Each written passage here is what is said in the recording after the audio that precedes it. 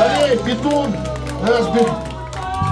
наш, как это, талисман. Вот.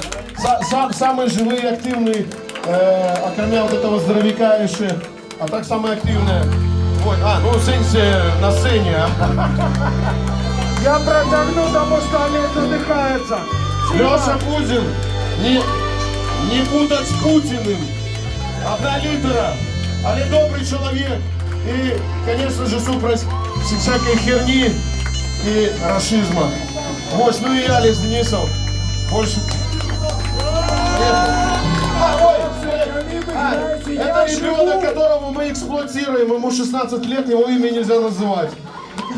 Ему всего 16. Ему всего 16, видите, мы его держим в плену, кормим морковкой и петрушкой. Вся Беларусь святого. Чисто по веганам, да.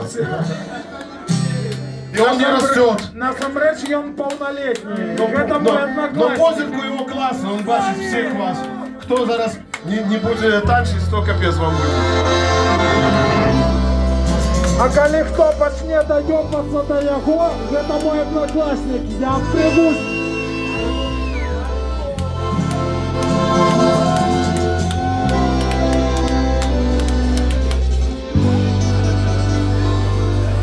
Для всіх нас, гастарбайтер. Отец был несчастным, на життя грошил. За счастьем, за городом, богатство он вырашил.